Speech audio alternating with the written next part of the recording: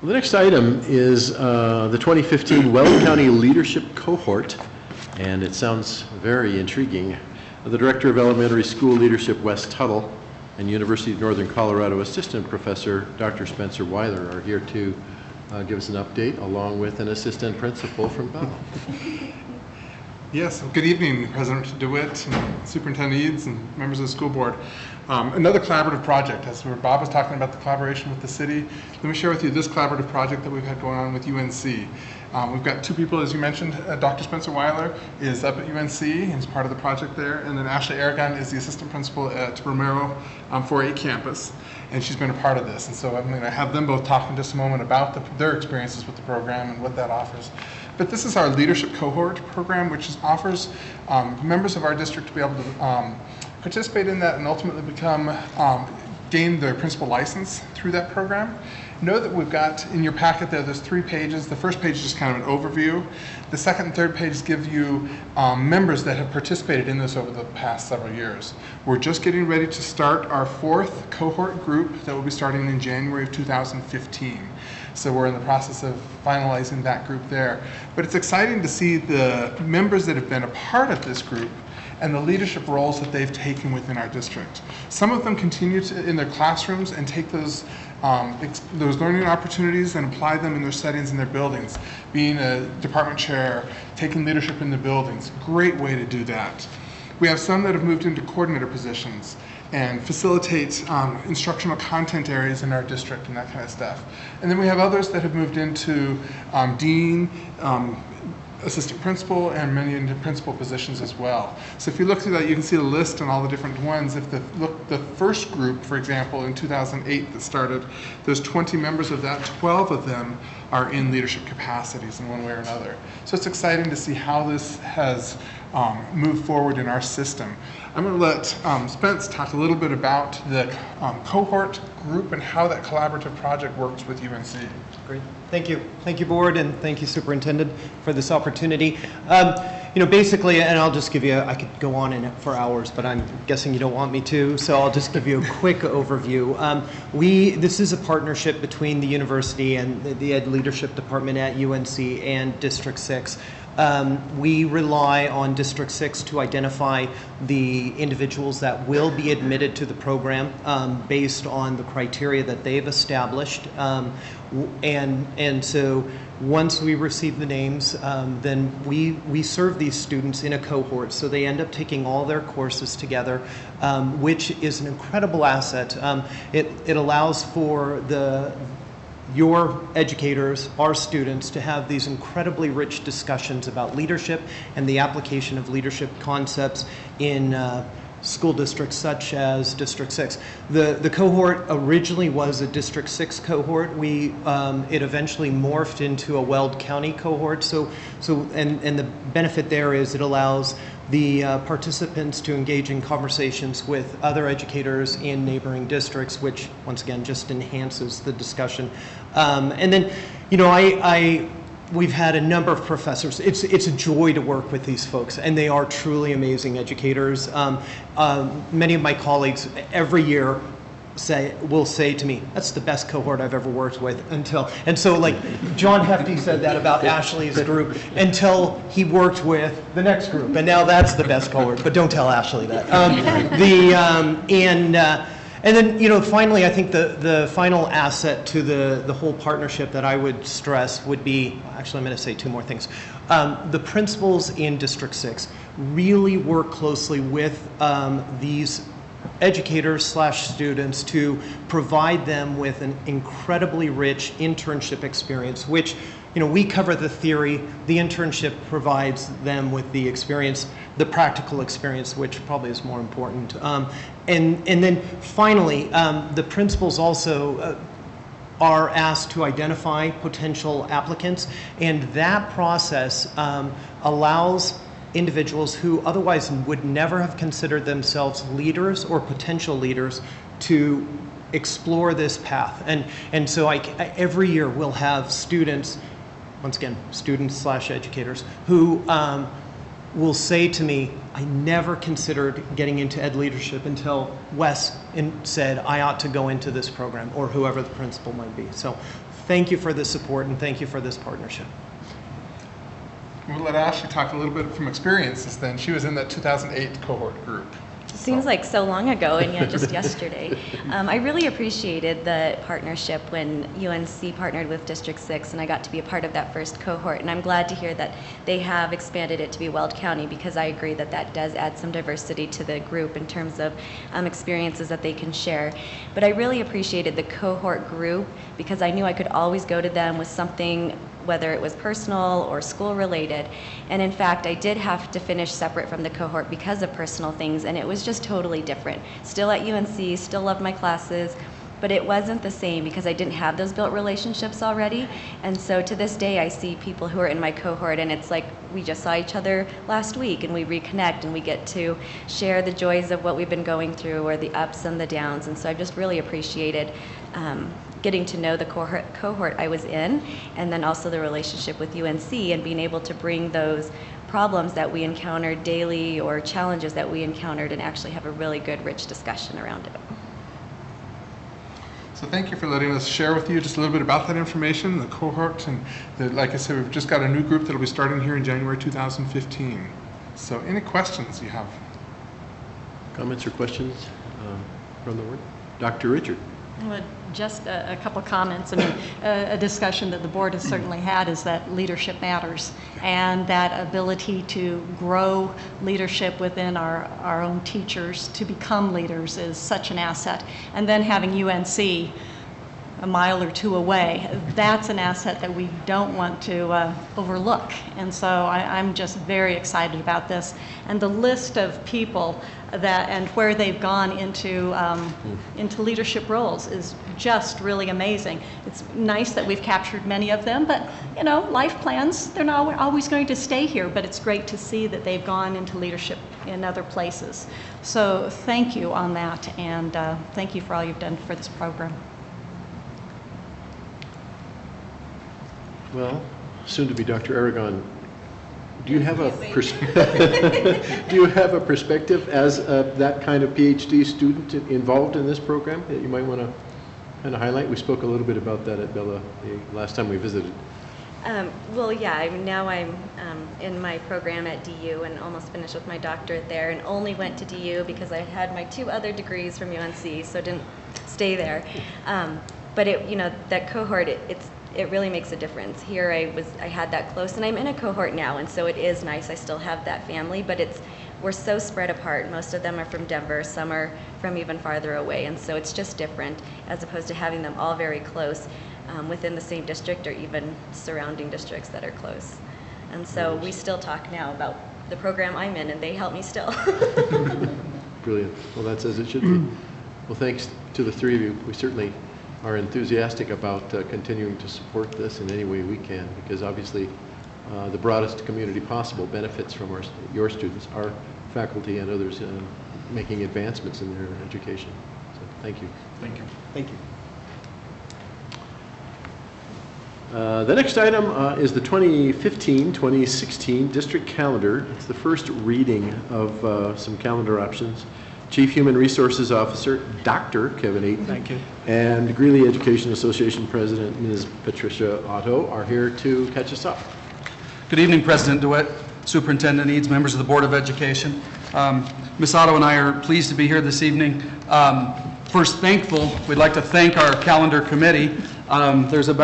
It's kind of rock moving. There's about 1,000 rocks to move around, and it looks like a pretty easy thing on the surface, but there's a lot of parameters to consider. And so that's kind of what we're going to do. I'm going to dig into the parameters. I'm actually going to start you with a little walkthrough of option 2, and then Pat's going to finish up with option 1. So as this is just a first reading, we don't have a resolution, so we're going to dig right in, if that's okay, Mr. DeWitt. Please. Okay. In your board materials, you'll see that we've provided you kind of an overview of some of the parameters.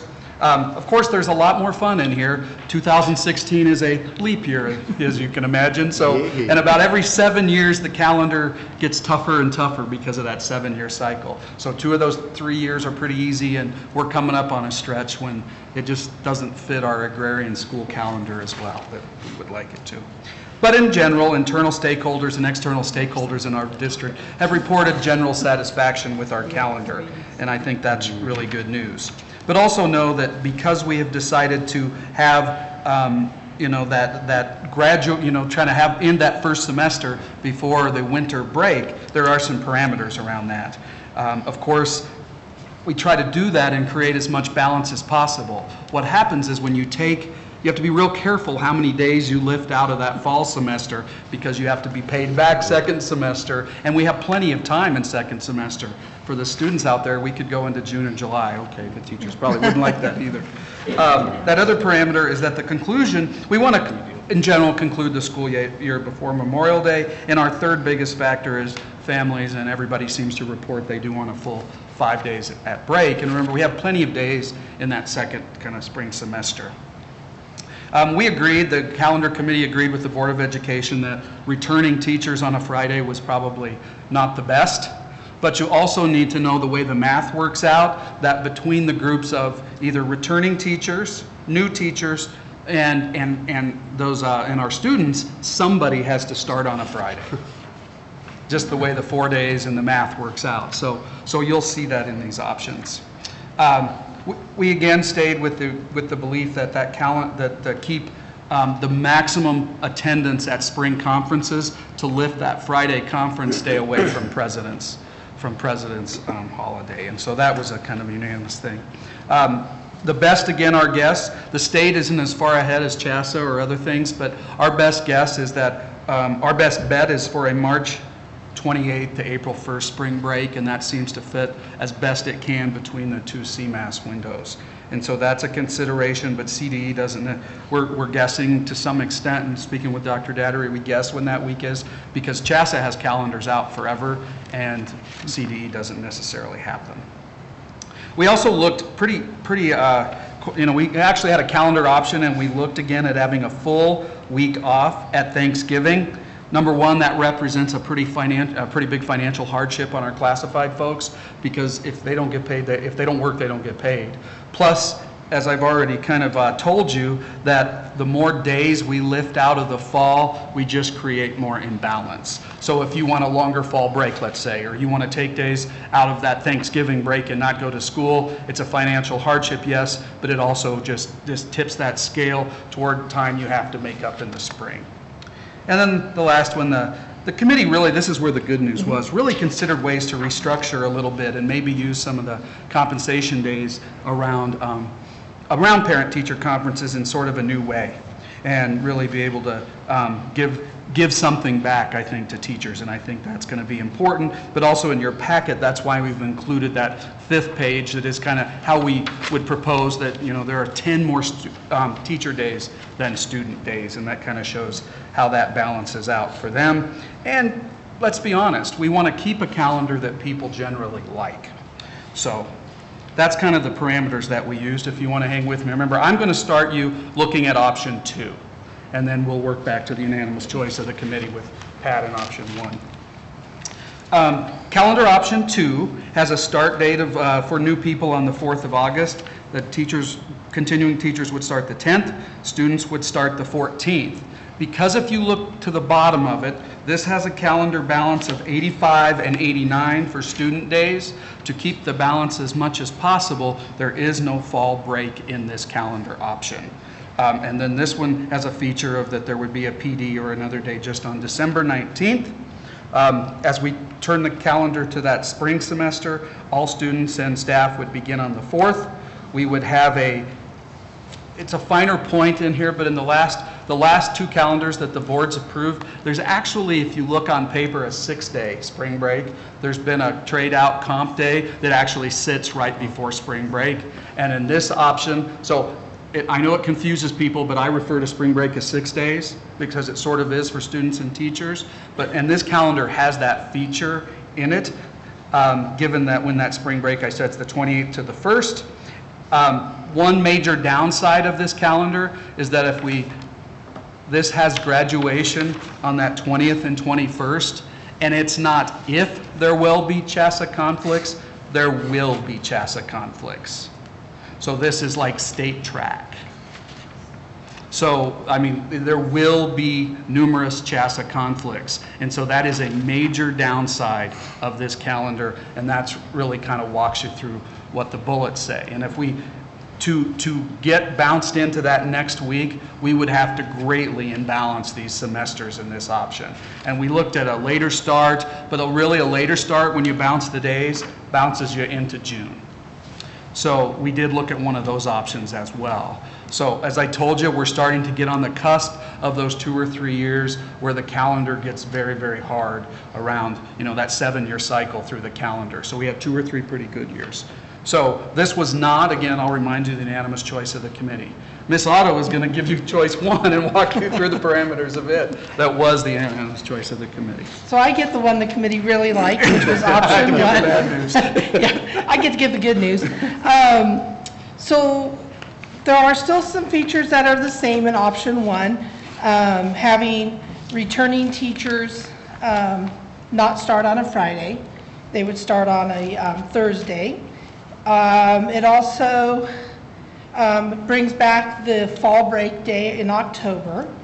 Now, one of the kind of big changes that probably the committee spent the most time on, for multiple years we keep hearing, well, secondary needs that day before winter break to do grades and report cards for semester end, and elementary are like, you know, I really could use a day when we come back in January to get ready to hit the ground rolling for my students. So there's kind of a difference of what the 2 levels need. So we hashed out for a long time and we came up with what we think is a compromise.